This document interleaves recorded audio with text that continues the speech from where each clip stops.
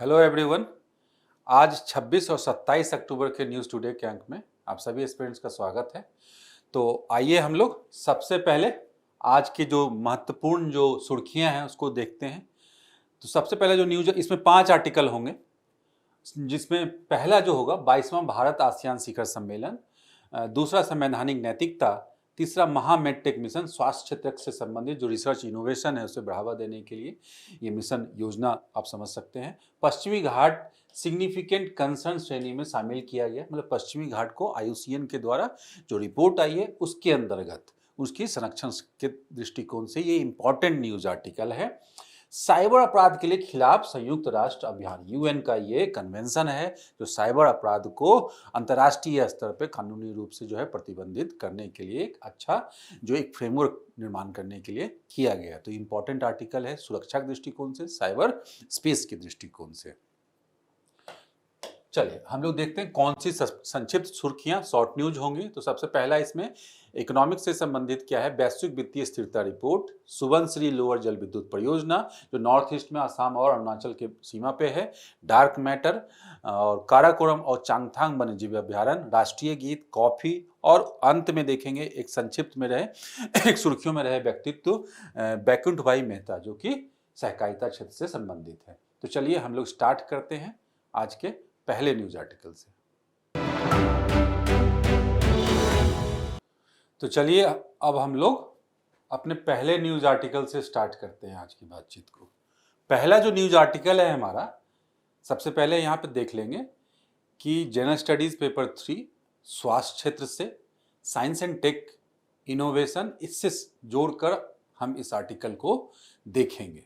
और यहाँ यह बोला जाए कि UPSC के सिलेबस में ये यहाँ से लिंक होता है। क्यों? क्योंकि ये है एक मिशन जो स्वास्थ्य क्षेत्र को की व्यवस्था को इम्प्रूव करने के लिए, वहाँ विकास करने के लिए, इनोवेशन रिसर्च वगैरह को बढ़ावा देने के लिए और पूरा का पूरा इकोसिस्टम देश में डेवलप करने के लिए, जिससे स्वास्थ्य क्षेत्र को मजबूत बनाया जा सके और उसमें एक क्रांतिकारी परिवर्तन लाए जा सके, जिससे कि स्वास्थ्य क्षेत्र से, हेल्थ सेक्टर से जुड़े हुए जो महत्वपूर्ण इक्विपमेंट्स हैं, जो टेक्नोलॉजी है, इनोवेशन है, उनका विकास हो पाए और उसको विकास करने के लिए पूरा का पूरा एक इकोसिस्टम भी डेवलप हो पाए। क्या नाम है इसका?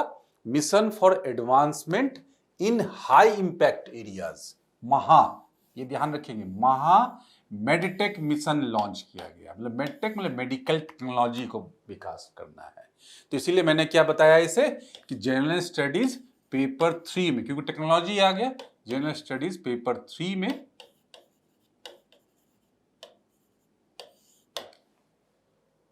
तो अगर इसका विकास होगा तो सीधी सी बात है क्या, स्वास्थ्य, मानवीय स्वास्थ्य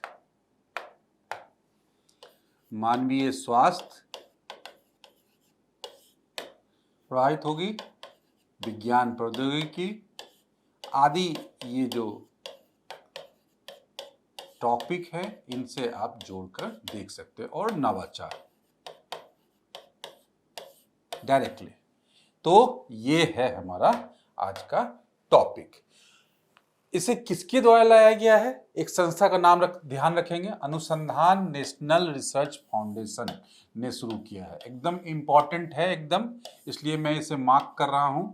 अनुसंधान ANRF के द्वारा शुरू किया गया है और इसे चिकित्सा अनुसंधान परिषद और Gates foundation, bill Gates foundation चिकित्सा, ये तो सुना ही हमने, भारतीय चिकित्सा अनुसंधान परिषद और गेट्स फाउंडेशन के सहयोग से आरंभ किया गया है।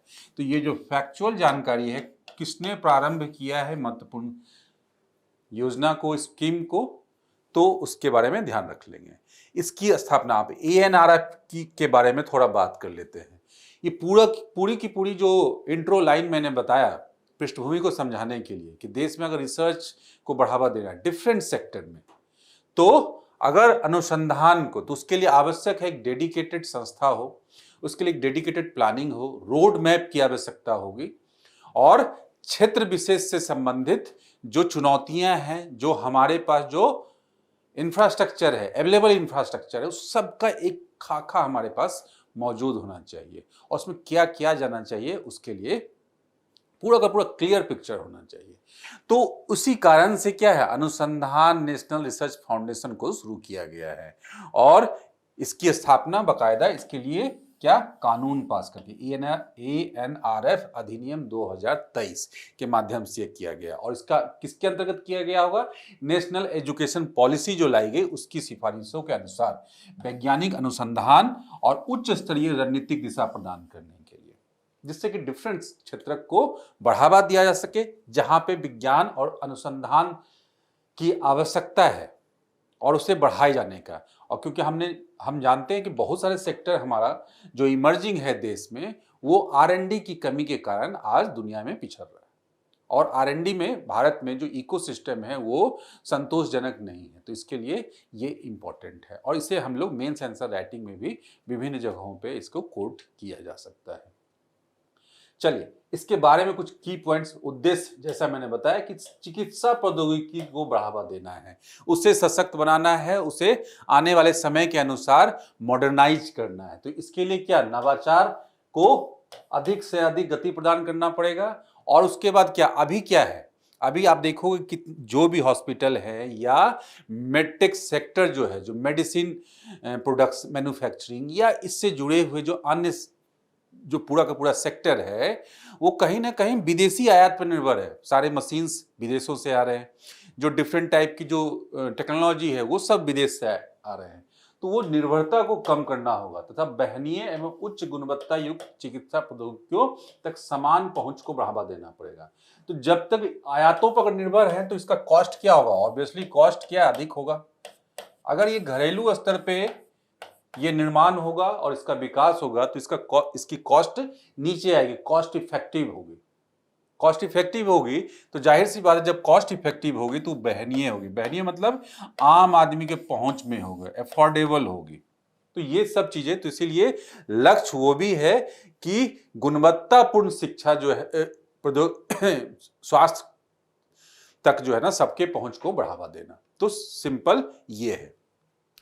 वित्त पोषण, अब इस सब के लिए क्या हमने बताया कि वित्त पोषण की आवश्यकता है, क्योंकि world class laboratory, world class जो है इनोवेशन और एक्सपेरिमेंटल जो सुविधा है, इंफ्रास्ट्रक्चर है, वो डेवलप किए जाने हैं। उसका स्किल लेबर की भी आवश्यकता है, सबके लिए पैसे की आवश्यकता है। और इसके लिए क्या, शैक्षणिक अनुसंधान एवं विकास संस्थानों, अस्पतालों, स्टार्टअप्स, MSME, तब मेडटेक उद्योग एवं स्वास्थ्य संस्थाओं के बीच सहयोग तो करना ही करना, उसके साथ साथ वित्त पोषण के लिए पूरा का पूरा क्या करना होगा, पूरा का पूरा इंफ्रास्ट्रक्चर डेवलप करना पड़ेगा, जिससे क्या फाइनेंसिंग आसान हो, फंडिंग आसान हो मेडटेक सेक्टर से संबंधित। आपने देखा होगा जैसे कि एजुकेशन को अगर बढ़ावा देना है तो एडटेक सेक्टर, और एडटेक सेक्टर में बड़ी बड़ी कंपनियां आई जिसने क्या है इस क्षेत्र को आगे ले जाने में काम करे। तो उसके लिए प्रमुख रूप से हमने सुना है उसके लिए फंडिंग की आवश्यकता होती है और डिफरेंट कंपनियां उसमें फंडिंग कर रही हैं। सरकार भी अपने स्तर पर डिफरेंट इस टाइप के स्टार्टअप को करती है। और इसी तरह से दूसरे सेक्टर्स में भी आप जा सकते हो, फिनटेक सेक्टर में आप देख सकते हो, फाइनेंस टेक्नोलॉजी से संबंधित, इसी तरह से सॉफ्टवेयर डेवलपमेंट में देख सकते हो। तो कुल मिलाकर इसे बढ़ावा देने के लिए इकोसिस्टम डेवलप किया जाना चाहिए, यही डिफरेंट डायमेंशन है। अब इसमें क्या है कि प्रति परियोजना, एक फैक्ट है यहाँ पे कि प्रति परियोजना 5 से 25 करोड़ रुपए का दिया जाएगा इसमें, और उसके बाद माइलस्टोन लिंक्ड वित्त पोषण प्रदान किया जाएगा।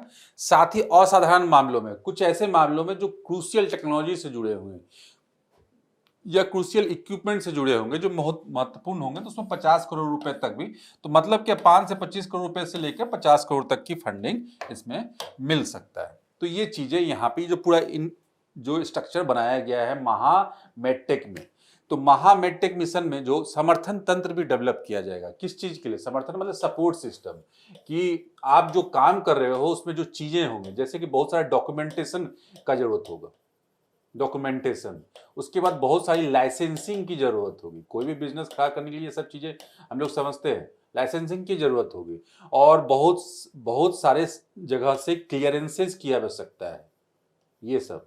तो इन सब चीजों के लिए ये सब हर्डल होते हैं बिजनेस कुछ खड़ा करने के लिए, चलाने के लिए।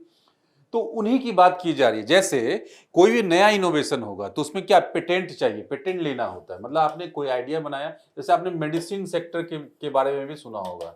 एक बहुत बड़ा चैलेंज इंडिया में क्या है, मेडिकल सेक्टर में मेडिसिन जब बनाया जाता है, मैन्युफैक्चरिंग में हम लोग आगे हैं उसके पेटेंट में।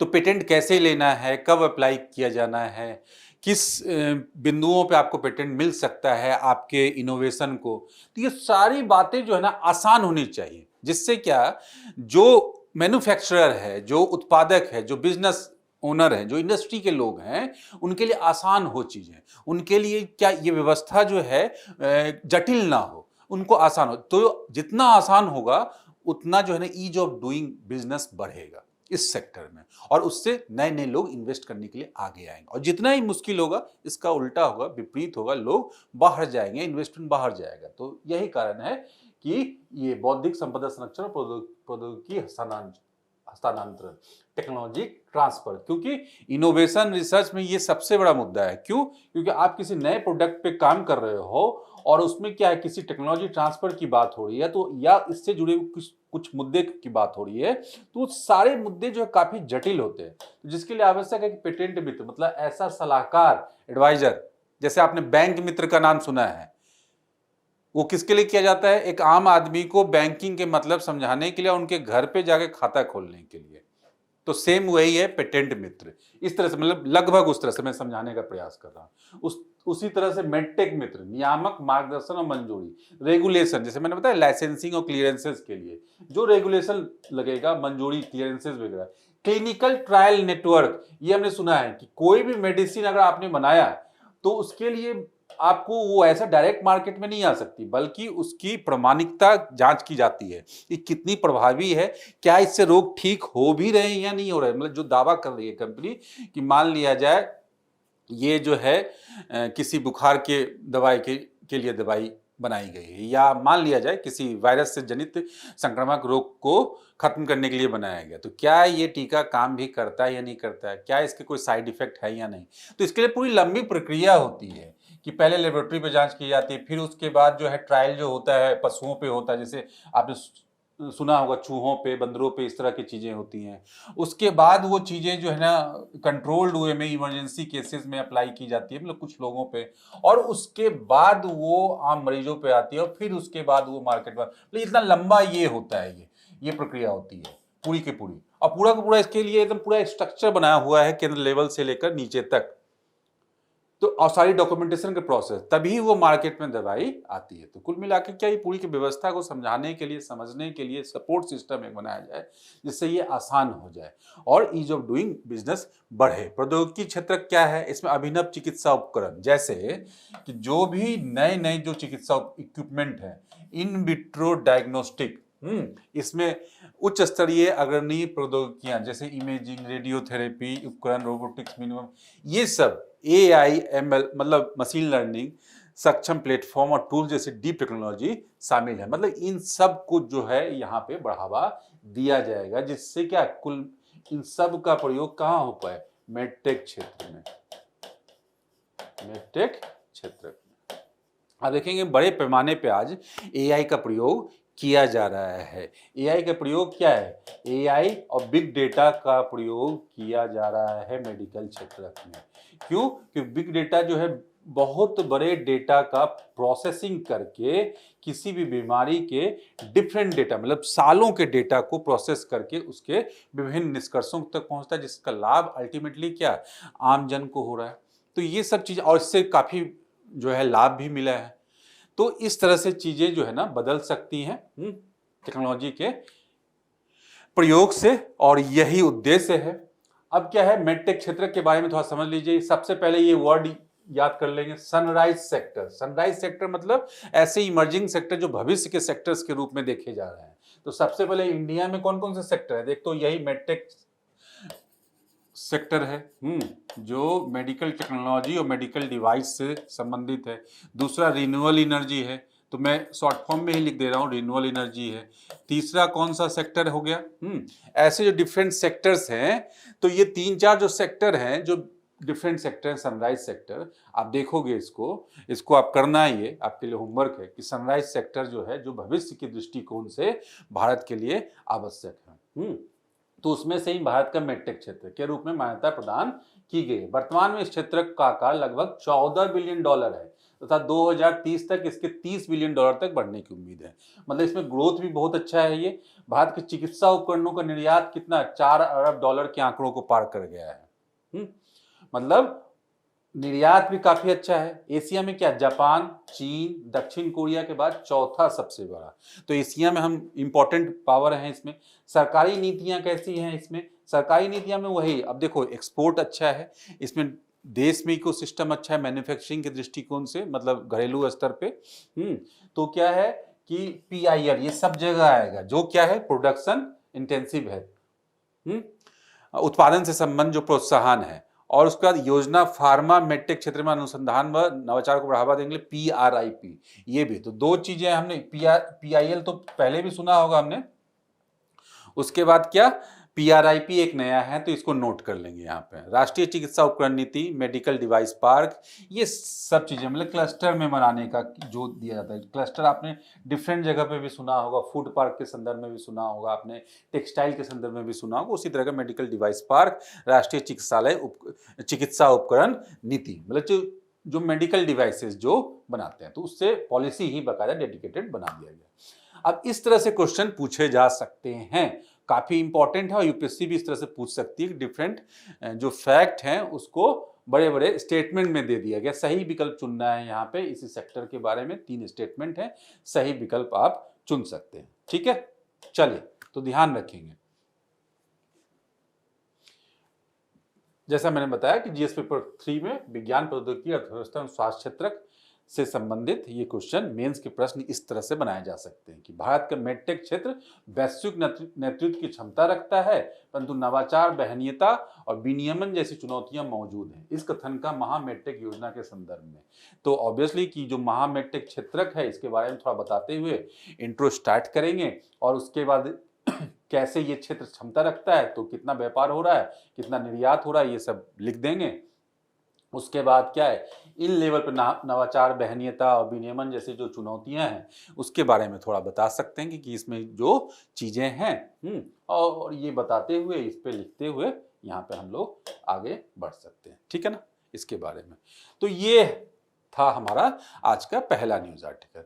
दूसरा जो न्यूज आर्टिकल है हमारा साइबर क्राइम से, ये भी जो है साइंस एंड टेक से संबंधित है, और इसके साथ साथ सिक्योरिटी से भी संबंधित है, क्योंकि सिक्योरिटी वाला चैप्टर में सेक्शन में अलग से साइबर क्राइम और साइबर अपराध लिखा ही गया है। तो दोनों जगह जीएस पेपर 3 में ही साइंस एंड टेक और सिक्योरिटी से संबंधित। ठीक है, चलिए क्या है, साइबर अपराध के खिलाफ संयुक्त राष्ट्र अभिसमय कन्वेंशन हुआ है। 72 देशों ने हनोई में साइबर अपराध के खिलाफ संयुक्त राष्ट्र अभिसमय पर हस्ताक्षर किया है। ये पहला कानूनी रूप से बाध्य जो ये होगा अभिसमय कन्वेंशन होगा, और ये यूएन के नेतृत्व में हुआ है साइबर अपराध और साइबर अपराध से जुड़ी घटनाओं को कंट्रोल करने के लिए। तो यूएन का है, ठीक है, यूएन के सदस्यों के द्वारा, और पहला जो है कानूनी बाध्यता, कानूनी रूप से बाध्य है, लीगली बाइंडेड है। ठीक है ना, यूएन के तरफ से। तो इसलिए ये इंपॉर्टेंट है, क्योंकि साइबर क्राइम में अंतर्राष्ट्रीय स्तर पे रोक लगाने के लिए ऐसा कोई लीगल बैकिंग हमारे पास उपलब्ध अभी तक नहीं था, जिसमें जो साइबर क्राइम से संबंधित जो डिफरेंट क्राइम आजकल बढ़ गए हैं, जैसे फिशिंग, जैसे कि डिजिटल अरेस्ट,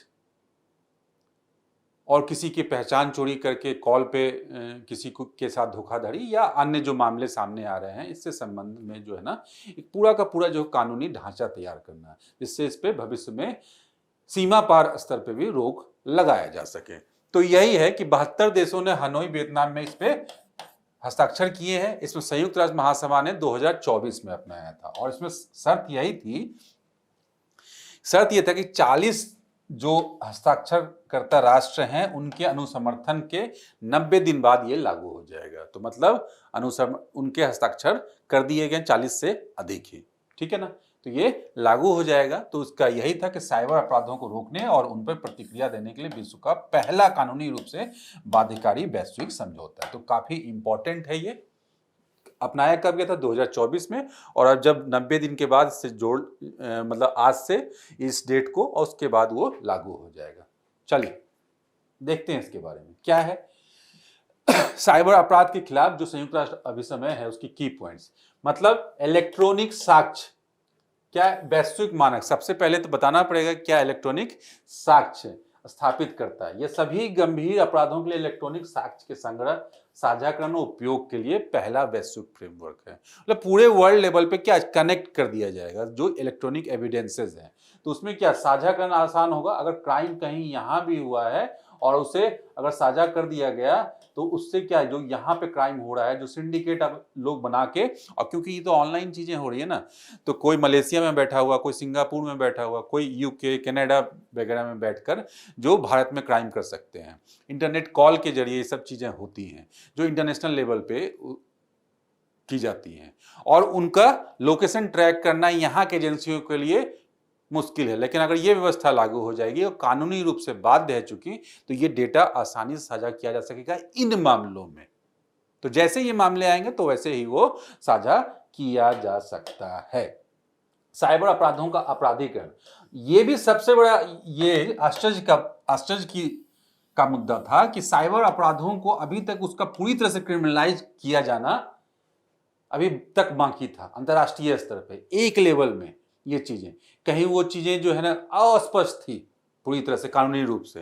तो अब क्या है कि साइबर जितने भी डिपेंडेंट इस पे जो क्राइम है सब जो है, या ऑनलाइन धोखाधड़ी या ऑनलाइन बाल यौन शोषण या शोषण सामग्री, ये सारी चीजों पे जो है ना इसको क्रिमिनलाइजेशन के दायरे में, अपराध के दायरे में लाया जाएगा। जैसे कि बच्चों की ऑनलाइन ग्रूमिंग वगैरह, मतलब बच्चों को जो एक यौन शोषण के संदर्भ में यूज किया जाता है, यौन मामले से संबंधित उनके यौन शोषण को जो बढ़ावा देता है, विभिन्न प्रकार की जो चीजें हो रही हैं, पॉर्न इंडस्ट्री में भी किया जा रहा है बड़े पैमाने पे। तो इससे जो संबंधित जो मामला है उन सबको जो है ना, जो जितने भी ऐसे कार्य हैं उनको अपराध घोषित करने वाली पहली वैश्विक संधि है। और क्या, जिससे बिना सहमति के क्या है, जैसे कि इंटीमेट तस्वीरें, मतलब किसी भी व्यक्ति की एकदम निजी तस्वीरें जो है ना, किसी भी व्यक्ति या कपल जो भी है उनका प्रसार को भी अपराध के रूप में, मतलब ये बहुत बड़ा एक मुद्दा है आज के समय में। आज के समय में ब्लैकमेल करने का जो है ना, और डिजिटल अरेस्ट मैंने जो बताया, तो वो उसका एक उस तरह के अपराध का एक बहुत बड़ा ये सोर्स है। तो इसे ये पूरा का पूरा जो बेसिक ही था इसमें, इसे ही क्राइम मान लिया गया है इसमें। वैश्विक नेटवर्क क्या है? ऑब्वियसली ये क्या होगा, वैश्विक नेटवर्क होगा सारे सदस्य राष्ट्रों का जिन्होंने हस्ताक्षर किया है, उसका रेटिफाई किया है, तो ऑब्वियसली एक नेटवर्क बन जाएगा। ये पूरा का पूरा डेटा यहाँ पे रहेंगे, पूरा डेटाबेस भी रहेगा क्रिमिनल्स का, क्राइम्स का, और तुरंत उसे ट्रांसफर किया जा सकेगा और उसे एजेंसियों के द्वारा यूज किया जा सकता है, जिससे क्या 24x7 सहयोग नेटवर्क स्थापित किया जाता है। चलिए साइबर अपराध के बारे में तो जो अधिकतर बातें तो हमने डिस्कस कर ही लिया कि दो तरह के बिल आते हैं, दो तरह के श्रेणियों में आते हैं। एक पहला साइबर सक्षम अपराध, साइबर इनेबल्ड, मतलब क्या कि वो जो चीजें जो इंफ्रास्ट्रक्चर को यूज किया, जैसे कि पारंपरिक अपराध इसमें आता है। मतलब क्या, जैसे तस्करी, धोखाधड़ी, हिंसा, फेक न्यूज वगैरह, मतलब जो सोशल मीडिया वगैरह को यूज किया जाता है इस तरह से। उकसाना, मतलब जो हेट, जो क्या बोलते हैं उसको, हेट स्पीच वगैरह फैलाना सोशल मीडिया का प्रयोग करके, या किसी का एबेटमेंट किसी को, और किसी को धोखा देना, बैंकिंग फ्रॉड वगैरह, और डिफरेंट टाइप के तस्करी, स्मगलिंग से जुड़े हुई घटनाएं।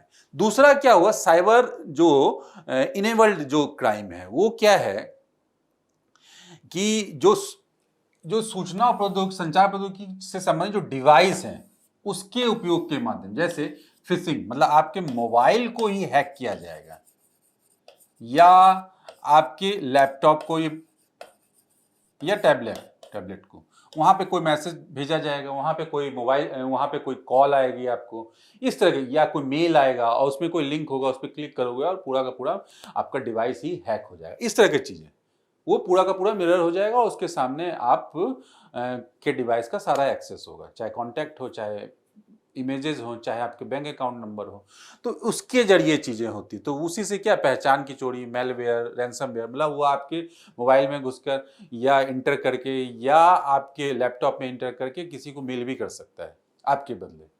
ठीक है, तो ये चीज़ें जो है ना काफ़ी खतरनाक है। जैसे कि और मेलवेयर या रैंसमवेयर जो वायरसेस हैं वो आपके इसमें मोबाइल में या टैब में या इसमें लैपटॉप में अपलोड कर सकता है, जिससे क्या वो पूरा का पूरा एक्सेस मिल जाता है और मनचाहे रूप से वो आपके डेटा को यूज कर सकता है, एक्सेस मिल जाएगा। खतरा क्या है? साइबर अपराध भौगोलिक सीमाओं से परे होते हैं सबसे पहली बात। तो क्या है, टेररिज्म को बढ़ावा मिल सकता है। और क्या, किसी एक सिस्टम नेटवर्क के लिए ये क्या है, उनके उनके लेवल से ऊपर की चीज हो जाती है। उनसे कहीं ना कहीं ये जो है ना कंट्रोल करना आसान नहीं है उनके लिए। तो इसलिए क्या है कि इसको पूरे विश्व लेवल पे एक नेटवर्क बनाया जाना चाहिए जिससे जो है ना कंट्रोल किया जा सके। और क्या है, यहाँ पे एक चीज आप देख लो, दक्षिण पूर्व एशिया, मतलब इसका मतलब एक तरह से बहुत बड़ा सेंटर बन के उभरा है और डिफरेंट टाइप के ऐसे ऑर्गेनाइज्ड क्राइम, जैसे मैंने बताया था ना पेपर 3 में, ये है ही वहां पे सिलेबस में लिखा हुआ ऑर्गेनाइज्ड क्राइम के साथ आज के समय में जुड़ गया है। रैंसम वगैरह के लिए जो है ना साइबर क्राइम को लिया जा रहा है, क्रिप्टो करेंसी वगैरह को यूज किया जा रहा है। और रैंसम मांगने का या किसी को प्रेशराइज करने का, ब्लैकमेल करने का नया तरीका यह है कि उसके कंप्यूटर लैपटॉप का एक्सेस प्राप्त कर लेना धोखे से, और क्या, जैसा मैंने बताया कि मेलवेयर डालकर इस तरह से, और उसके बाद उनसे मनचाहा काम या अपना जो भी है अपना काम करवाना इस तरह से। तो संगठित साइबर अपराध की वजह से मतलब इतना ज्यादा फैल गया इस रीजन, उसको ग्राउंड जीरो के रूप में वर्णित किया जाता है। ये ध्यान रखेंगे, ये पूरा का पूरा सेक्टर। इसके पहले हमने क्या सुना था, ये पूरा का पूरा सेक्टर दो जगह हमने सुना था। एक हमने सुना था अफगानिस्तान पाकिस्तान, जो ईरान वाला जो सेक्टर, जो पूरा का पूरा क्षेत्र है ड्रग के लिए ये, और दूसरा क्या हमने सुना था, ये साउथ ईस्ट एशिया का जो रीजन है, तो ये ड्रग ट्रैफिकिंग के लिए पूरा का पूरा नेटवर्क हमने देखा है। तो ये दूसरे चीज के लिए क्या, फिर से क्या, साइबर अपराधों के लिए भी ये फेमस हो रहा है, कुख्यात हो रहा है। तो ध्यान रखेंगे, ये भी सिक्योरिटी एस्पेक्ट से ये भी इंपॉर्टेंट है, ये डायमेंशन आप नोट कर लेंगे। चलिए, एक पॉलिटी से संबंधित, भारतीय राज्य व्यवस्था से संबंधित काफी इंपॉर्टेंट कंसेप्ट है, बेसिक कंसेप्ट है, ये हमेशा चर्चा में रहता है, संवैधानिक नैतिकता, कॉन्स्टिट्यूशनल मोरालिटी। क्या है ये, क्यों चर्चा में? क्योंकि इसमें ये बात कही गई है कि ये सामाजिक बुराइयों से निपटने का एक महत्वपूर्ण साधन है। अगर संविधान की बात की जाए तो संविधान में जहां तक बात है कि संविधान निर्माताओं ने संविधान में क्या लिखा है, संविधान में समता, समानता, बंधुता, ऐसी चीजों को लिखा, ऐसे आदर्श मूल्यों को लिखा। और इसका लक्ष्य क्या था? इसका लक्ष्य यही था ना कि क्या, लोगों को कल्याण करना, विकास करना, और क्या, उनके अधिकारों को सुनिश्चित करना, सामाजिक न्याय देना, यही सारी चीजें थी उनके मन में। और एक ऐसा समाज बनाना कि जो कि न्यायपूर्ण व्यवस्था हो, जो इंक्लूसिव हो, मतलब क्या, सबको न्याय मिले, समान रूप से मिले, और कोई उसमें छूट ना जाए, अंतिम व्यक्ति तक कल्याण को पहुंचाया जा सके, विकास को पहुंचाया जा सके, तभी तो इंक्लूसिव हो पाएगा। चाहे समाज का कमजोर वर्ग, महिला ही क्यों ना हो, अल्पसंख्यक क्यों ना हो, ट्राइबल पीपल क्यों ना हो, या अन्य पिछड़े लोग, चाहे शैक्षणिक रूप से हो, चाहे वो सामाजिक रूप से हो, चाहे वो आर्थिक रूप से हो, ये सारी चीजें, और भौगोलिक दृष्टिकोण से भी सब जगह तक अंतिम व्यक्ति तक लाभ पहुंचा, यही संविधान में था। लेकिन संविधान को जीवंत बनाने के लिए उसके पीछे की क्या मूल्य है, और तो संविधान को उससे उस तरह से लागू करने के लिए क्या, उस तरह से नैतिकता का पालन भी आवश्यक है, जो संवैधानिक मूल्य है सही में। तो संवैधानिक मूल्य की मैं बात किया मैंने, समानता, समता, सामाजिक न्याय, ये सारी चीजें मूल्य थी। तो यही बात है, इसमें जो बेसिक बातें, यही बात, इसीलिए तो डॉक्टर भीमराव अंबेडकर का मानना था कि यदि संवैधानिक नैतिकता का सिद्धांत पालन करें तो समाज में मौजूद असमानताओं, विषमताओं को दूर किया जा सकता है। ये समाज में स्वाभाविक रूप से विकसित नहीं होती है, बल्कि से, ठीक है। तो ये डॉक्टर भीमराव अंबेडकर का है कि डॉक्टर भीमराव अंबेडकर भी इससे सहमति रखते थे कि संविधान सिर्फ क्या, इसीलिए बोला जाता है संविधान जीवंत डॉक्यूमेंट है, मतलब सिर्फ देखने के लिए नहीं है, लिखने के लिए नहीं कि हमने प्रावधान वहां इंसर्ट कर दिया, लिख दिया, मेंशन कर दिया, बल्कि उसे जमीन पे उतारा जाना चाहिए। और जमीन पे उतरेगा तभी क्या है, सही मायने में स्वतंत्रता आएगी। स्वतंत्रता मतलब क्या, अधिकार, मतलब बोलने का अधिकार आपको मिलेंगे, मतलब क्या, आपको कारोबार करने का अधिकार मिलेगा, अगर मान लिया जाए क्राइम इतना अधिक हो तो क्या कोई व्यक्ति कारोबार कर सकता है? तो क्या उसके अधिकार सुनिश्चित हो सकते हैं? तो नहीं हो सकता है। तो क्या यहाँ से संवैधानिक मूल्य कहीं ना कहीं उसके जो है उल्लंघन होंगे? एकदम होंगे। अगर मान लिया समाज में असमानता होगी, जाति प्रथा होगी या छुआछूत की व्यवस्था होगी, तो क्या अधिकार सुनिश्चित होंगे? समाज का एक बड़ा वर्ग क्या अपने अधिकार मांग पाएगा? नहीं मांग पाए। कभी क्या वो मुख्य धारा में आकर अपने सामाजिक और आर्थिक स्थिति को उठा सकता है? एकदम नहीं उठा सकता है। तो इसलिए हमने क्या है, इसी मूल्य का पालन करते हुए संविधान में क्या अनटचेबिलिटी को जो है उसको विरोध किया, उसको हटाने की बात की और उसको क्राइम के कानून बनाकर उसे क्राइम बना दिया उसे कि कोई ऐसा नहीं कर सकता है। हमने डायरेक्टली जो है ना मूल अधिकार में अधिकार दे दिए, कोई भी धर्म, जाति, लिंग, जन्म स्थान के आधार पर जो है ना भेदभाव नहीं कर सकता, यहाँ तक कि राज्य भी नहीं कर सकता। ठीक है, तो ये सारी चीजें क्या है, ये सारी चीजें यही दर्शाती हैं कि संविधान क्या है, संविधान को सिर्फ शब्दों के जरिए नहीं बल्कि क्या भावना में भी जो है ना जमीन पे लोग दिखना चाहिए, क्योंकि उससे सही में न्याय हो रहा है। तो यही इसका मतलब है। और क्या, एक बात जो यहाँ पे लिखी गई है लास्ट में कि ये जो एक लंबी प्रक्रिया है कि संवैधानिक नैतिकता मतलब संविधान का शासन कुल मिलाकर ये, ठीक है, और संविधान का शासन हो और क्या, तो ये एक दिन में ही नहीं आएगी। तो क्या है, ये जो है मतलब प्राकृतिक रूप से किसी समाज में हो ये जरूरी नहीं है, बल्कि उसे क्या है नर्चर करना पड़ेगा, उस तरह से पोषित करना पड़ेगा लंबे समय तक। तो पोषित कैसे होगा? पोषित ये होगा कि सबको वो संविधान मूल्य है, संवैधानिक मूल्य जमीन पे लागू करके। अब मान लिया जाए अगर आर्टिकल 19 है, सबको बोलने का अधिकार मिला है और उसे सुनिश्चित भी किया जा रहा है, और अगर किसी का उल्लंघन होता है तो उसके लिए उपचार भी है। तो ये चीजें अगर समाज में फैलेंगी, प्रचार प्रसार होगा, तो ये चीज एक समय के बाद समाज में अपने आप क्या है बाय डिफॉल्ट इसके लिए क्या ये चीजें हो जाएंगी कि किसी के बोलने के अधिकार का सम्मान किया जाना चाहिए। ठीक है, तो ये क्या हुआ, एक संवैधानिक मूल्य हुआ। क्यों? क्योंकि हर व्यक्ति का अधिकार है समान रूप से। हालांकि उसके पक्ष विपक्ष अलग हैं। तो बस यही बात यहाँ पे बोली गई कि समाज स्वाभाविक रूप से विकसित नहीं होती, बल्कि इसे समाज को सिखाया जाना पड़ेगा। और सिखाया कैसे जाएगा कि पहले संविधान बनाइए, उसको जमीन पे लागू करें और उसको उसके मायने को समझाया जाएगा, इससे क्या लाभ है क्या हानि है। तो इसी के लिए बोला जाता है कि सरकार से संबंधित एजेंसियां सब इस आदर्श को लेकर फॉलो करेगी और उसको जमीन पे उसका इंप्लीमेंट करने का प्रयास करेगी, उसी स्पिरिट में जिस स्पिरिट के साथ वो लिखा गया था। तो इसलिए संविधान जो राज्य के जो तीनों तंत्र हैं, कौन कौन, जो कार्यपालिका है, न्यायपालिका है, विधायिका है, सब इसको फॉलो करेंगे। मतलब विधायिका भी ऐसा नहीं कि कोई कानून ऐसा ना बना दे जिससे जो मूल अधिकार को छीनती हो, नहीं बना सकती। कार्यपालिका ऐसे इंप्लीमेंट किसी चीज को ना करे कि जिससे कि बहुत लोगों के, कुछ लोगों के जो अधिकार सुनिश्चित तो हो लेकिन कुछ लोगों के उल्लंघन ना हो जाए।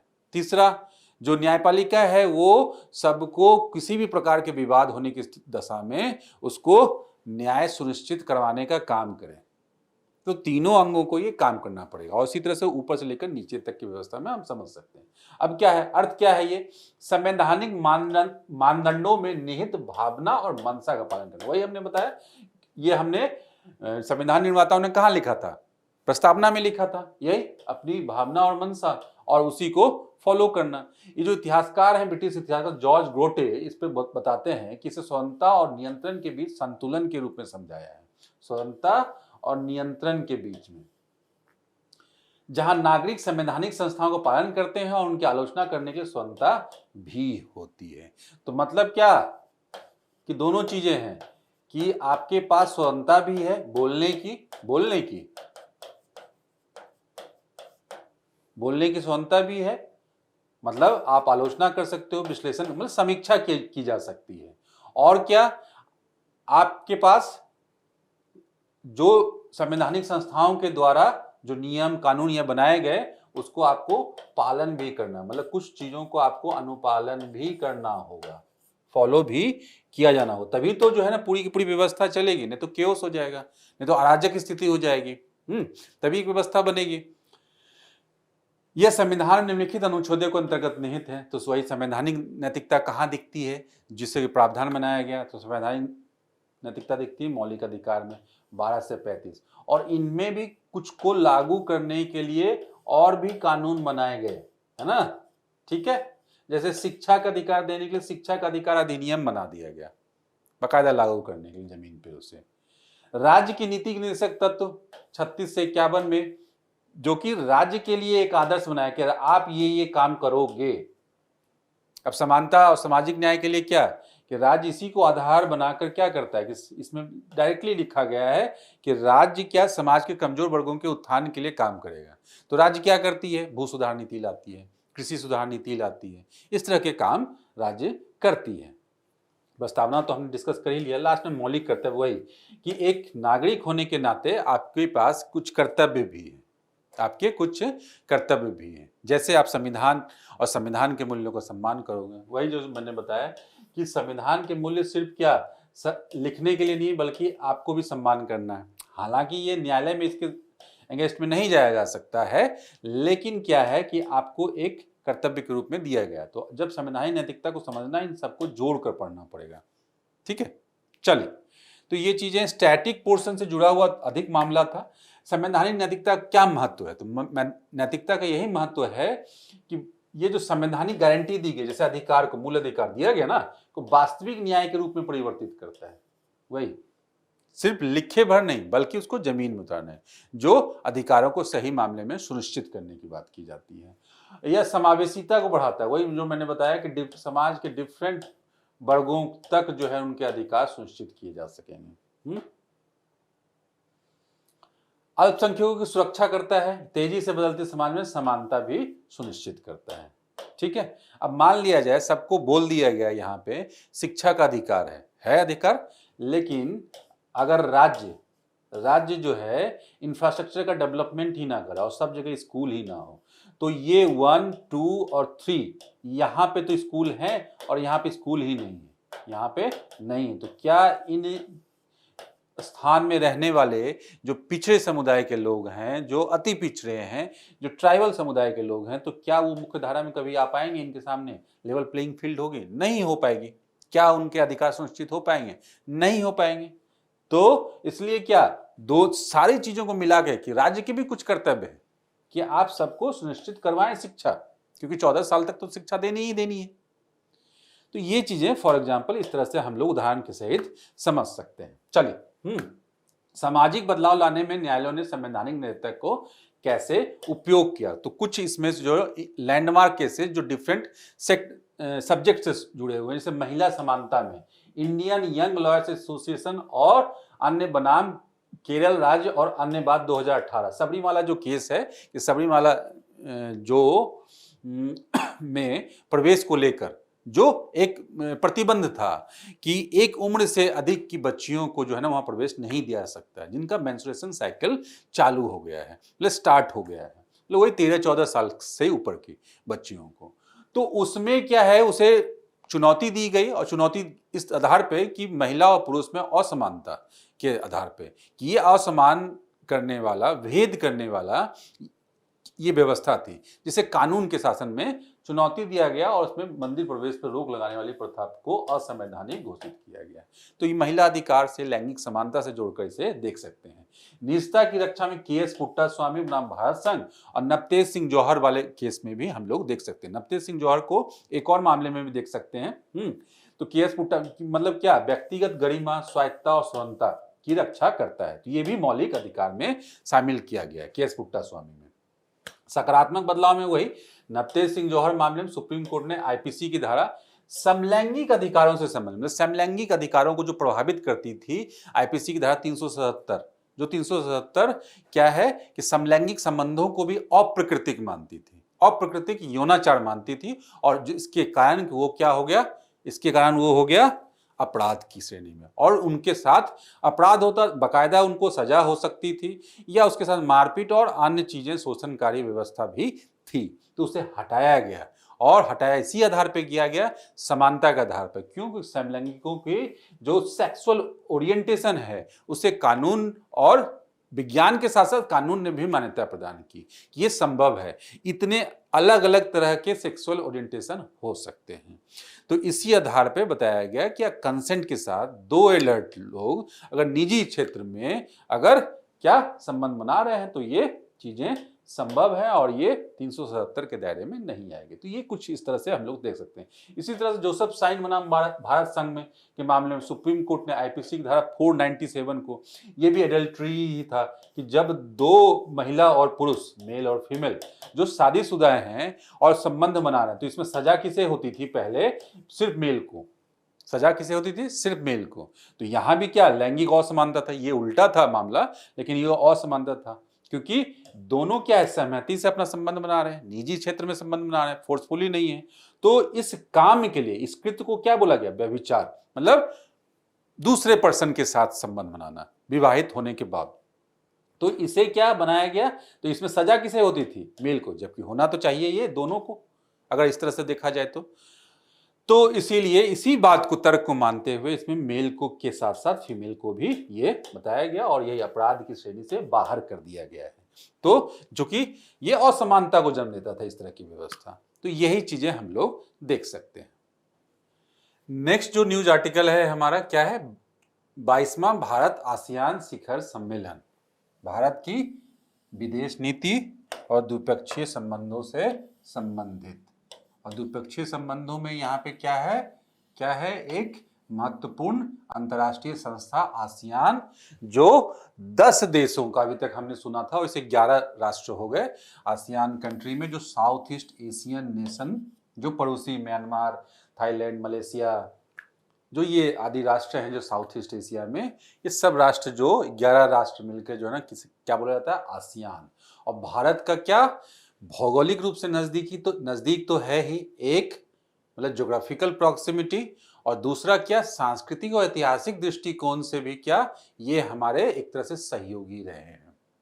सांस्कृतिक और ऐतिहासिक, हमने सुना है, इतिहास में पढ़ा है हमने कि जो दक्षिण भारतीय जो राजा हुआ करते थे, चोल, चेड़, ये सब का प्रभाव जो है व्यापार का पूरा, हमारे पास एक प्राचीन बड़ा व्यापक इतिहास है हमारा, जो इस साउथ ईस्ट एशियन नेशन में। तो इसलिए हमारे यहाँ से संबंध भी विभिन्न प्रकार के, राजनीतिक से रणनीतिक और आर्थिक, व्यापारिक, सांस्कृतिक, सब लंबे समय तक रहे हैं। इसलिए अंतर्राष्ट्रीय स्तर पर अंतर्राष्ट्रीय संबंध के दृष्टिकोण से ये आसियान नेशन हमेशा से हमारे लिए महत्वपूर्ण है। जहां पहले, अब चर्चा में आज क्यों है ये देख लेते हैं कि अभी तो 22वां आसियान शिखर भारत शिखर सम्मेलन हुआ, कहां पे हुआ है? मलेशिया में हुआ है, ध्यान रखेंगे। हाँ ठीक है, ये सब फैक्ट है। अभी हुआ क्या है? रणनीतिक साझेदारी थी, स्ट्रेटेजिक पार्टनरशिप, मतलब क्या, सहयोगी भी अगर किसी को बनाना है तो वो स्टेप बाय स्टेप होता है। रणनीतिक साझेदारी, उसको बढ़ाकर क्या कर दिया गया? कॉम्प्रिहेंसिव स्ट्रेटेजिक साझेदारी। मतलब क्या, इसके तुलना में अब क्या चीजें बढ़ गई। मतलब क्या, रणनीतिक साझेदारी में जहां ट्रेड, कॉमर्स, है ना, ये सब चीजें जो है ना, या जो स्ट्रेटेजिक मामला है, सिक्योरिटी आप समझ लो, इन सब जो सीमित मामलों पे, जो महत्वपूर्ण मामले हैं, उसी पे बातचीत या सहयोग की बात होती थी। लेकिन अब इसको बढ़ा दिया गया, और बढ़ा दिया तो मतलब क्या कि ट्रेड और कॉमर्स तो हो ही गया, उसके बाद क्या आप समझ लो कि ट्रेड और सिक्योरिटी हो गया, जियोपॉलिटिक्स हो गया, मतलब रणनीतिक मामले हो गए, साइंस एंड टेक हो गए, आप विभिन्न मामलों में सहयोग आप समझ लो, उसके बाद कल्चरल और अन्य मामलों में सपोर्ट, मतलब विभिन्न मामलों में व्यापक स्तर पर संबंधों को व्यापकता प्रदान किया जाना, दोनों मतलब भारत और आसियान के बीच में। तो अब आसान भाषा में हम लोग ये समझेंगे कि वो आसियान जो व्यापक रणनीतिक साझेदार के स्तर पे पहुंच गया है इस समिट में। चलिए, इंपॉर्टेंट है, और इंपॉर्टेंस हमने देख लिया, ज्योग्राफिकल नज़दीकी है, और क्या हमारी जो एक्ट ईस्ट पॉलिसी है उसका एक गेटवे है एक तरह से, मुख्य रूप से। और भी महत्व हम लोग देखेंगे इसमें शामिल है कि 22वें शिखर सम्मेलन में जो मुख्य परिणाम हुए, की हाइलाइट्स क्या है कि सबसे पहले आसियान भारत व्यापक रणनीतिक साझेदारी, जो कि 26 से 30 इसका भी पीरियड है, करने के लिए आसियान भारत कार्य योजना, जो एक्शन प्लान है, ये बना लिया गया। ठीक है, उसके बाद वही जैसे मैंने बताया, डिफरेंट सेक्टर में आगे बढ़ना है हमें। तो जैसे क्या, सस्टेनेबल जो है एक क्या, टूरिज्म को बढ़ावा देने के लिए, ये हमने सुना है कि भारत को कुछ एक कंट्री वीजा फ्री एंट्री देते हैं, जिसमें से साउथ ईस्ट एशियन जैसे थाईलैंड वगैरह जो है हमारे आसपास, और भारत से काफ़ी लोग वहाँ जाते भी हैं। Thailand, Malaysia, Singapore. सिंगापुर में तो काफ़ी लोग रह भी रहे हैं भारतीय। वहाँ की अर्थव्यवस्था में एक महत्वपूर्ण स्थान है इंडियन डायस्पोरा का। तो इसलिए ये एक सतत पर्यटन का माहौल बने भारत और आसियान के बीच में। तो इसके लिए क्या किया गया है, एक संयुक्त ज्वाइंट जो है वक्तव्य को अपनाया गया, मतलब स्टेटमेंट दिया गया मिलकर। दोनों पक्षों ने 2026 को आसियान भारत समुद्री सहयोग वर्ष ही बना दिया गया। वही ट्रेड को अगर सुनिश्चित करना है तो समुद्री स्तर में क्या आपको सहयोग प्रदान करना पड़ेगा। और नालंदा विश्वविद्यालय में दक्षिण पूर्व एशिया अध्ययन के केंद्र की स्थापना को प्रस्तावित किया। जैसा मैंने बताया ऐतिहासिक और सांस्कृतिक संबंध है, तो उसमें क्या बुद्धिज्म का प्रसार देश में भारत में हुआ और उसका प्रसार यहां हुआ। साउथ ईस्ट एशिया उसका मेन सेंटर है और दक्षिण पूर्व एशिया पूरा का पूरा चीन और ये इधर ये चीजें हो गई। तो इससे कनेक्टिविटी, और नालंदा क्या है, एक सेंटर रहा है। तो नालंदा विश्वविद्यालय में दक्षिण पूर्व एशिया अध्ययन केंद्र की स्थापना करने का प्रस्ताव गया, वो कनेक्टिंग पॉइंट है। गुजरात के लोथल में पूर्वी एशिया शिखर सम्मेलन समुद्री विरासत महोत्सव। क्यों? क्योंकि जो मैंने बताया कि शुरुआती काल में, मैंने तो अभी बताया कि मध्यकाल से लेकर थोड़ा उसके पहले तक की बात की, लेकिन हड़प्पा सभ्यता में हमारे यहाँ पूर्वी छोर पे मतलब पूर्वी तट पे गुजरात में जो है एक बंदरगाह पाया गया लोथल, और उससे पूरे के पूरे पश्चिम एशिया, दक्षिण पूर्व एशिया में व्यापार होता था बड़े पैमाने पे, क्योंकि वो बड़ा बंदरगाह था उस इलाके का। तो उसमें वहां पे उसको प्रतीकात्मक रूप में देखते हुए कि वहां पे समुद्री विरासत महोत्सव भी मनाया जा रहा है, जिससे क्या पीपुल टू पीपुल कनेक्ट भी बढ़ेगा और ज्यादा आना जाना होगा। ठीक है, भारत के लिए आसियान का महत्व वही जो बातें थी कि आसियान केंद्रीयता का समर्थन, मतलब क्या है कि भारत आसियान देशों को, मतलब क्या कि आसियान को सेंटर में रख के आप डिफरेंट पॉलिसी को आप सुनिश्चित कर सकते हो। डिफरेंट पॉलिसी क्या? पहला, अगर चाइना को काउंटर करना है तो भारत को क्या करना पड़ेगा, इंडो पैसिफिक में मतलब हिंद प्रशांत में अपनी स्थान मजबूत करना होगा। और अपना स्थान मजबूत करने के लिए क्या, जो वहां चाइना के अलावा अन्य राष्ट्र हैं उनके साथ मित्रता बनानी होगी। तो इन अन्य राष्ट्रों में क्या कौन है, फिलीपीन है, मलेशिया है, इंडोनेशिया है, यही सब राष्ट्र हैं। तो ये जो आसियान के सदस्य हैं, म्यांमार हैं। तो इंडो पैसिफिक में अगर अपनी मजबूती और उपस्थिति बनानी है तो क्या है, वो आसियान के थ्रू, मतलब आसियान से होकर गुजरेगी। दूसरा, एक्ट ईस्ट, जैसा मैंने बताया कि पूर्व की ओर देखो नीति, ये भी यहां से। और अंत में जैसा मैंने बताया कि अगर चाइना के साउथ चाइना सी में, दक्षिण चीन सागर में बढ़ते बढ़त और उनकी दादागिरी को अगर काउंटर करना है, बैलेंस करना है, तो वहां भी हमारी उपस्थिति मजबूत होनी चाहिए, हमारे साझेदार पार्टनर नेशन होने चाहिए जिसमें आसियान की भूमिका हो सकती है। तो यही चीजें यहाँ पे बताई गई है। एक तो ये हो गया। दूसरा क्या, व्यापार है। सबसे बड़ी बात है कि व्यापार, कोई भी संबंध जो है ना धन से चलता है, व्यापार से चलता है, और अंतर्राष्ट्रीय स्तर पे सबसे बेसिक चीजें क्या, व्यापार कितना कर रहा है। आप देखो यहाँ पे कि जब से 2009 में ही हमने इनसे क्या एक मुक्त व्यापार समझौता किया, जिसका नाम क्या, आसियान भारत वस्तु व्यापार समझौता। तो एक्चुअली क्या, एफटीए नहीं बोलते हैं यहाँ पे, क्या बोलते हैं, आसियान भारत वस्तु व्यापार समझौता। मतलब एफटीए का ही कुछ स्पेसिफिक रूप, कुछ सारे चीजों को नहीं किया है, कुछ चीजों को जो है ना अपने हिसाब से, मतलब आसियान के लिए स्पेसिफिक हमने डिजाइन किया है, तो इसलिए इसका नाम है आसियान भारत वस्तु व्यापार समझौता।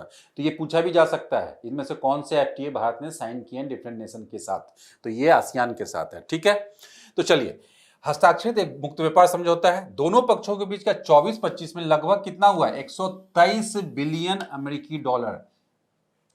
आप ये जो है सबसे आश्चर्य का विषय है और सबसे मतलब भविष्य के लिए ये हमारे लिए एक नया बाजार है, एक नया, जैसे अभी टैरिफ वॉर चल रहा है और अमेरिका हमारे सामानों को बंद कर रहा है कि हम आपसे नहीं लेंगे, जबकि हमारे के साथ उतना बड़ा साझेदार है यूएसए, महत्वपूर्ण साझेदारों में से, व्यापारिक साझेदार, और जिसमें हम ट्रेड सरप्लस में रहते हैं, मतलब हम एक्सपोर्ट ज्यादा करते हैं। तो यहाँ पे मैं लिख दूं यूएसए, चाइना, और आप यूरोप ले लो, और आप ले लो आसियान। तो अगर यहां से क्या हुआ समझने के लिए देखो आप ये कंसेप्ट, अगर यहां से हमारा अगर बैन लग गए तो हम कहां करेंगे, यहां करेंगे, यहां करेंगे, यहां करेंगे। यहां क्या है देखो आप, यहां क्या ट्रेड सरप्लस है, ट्रेड डेफिसिट है, और ये 123 बिलियन है ना, आप देखना जाके यहां पे 131, यहां पे कुछ अधिक लेकिन ट्रेड डेफिसिट है, मतलब उल्टा है।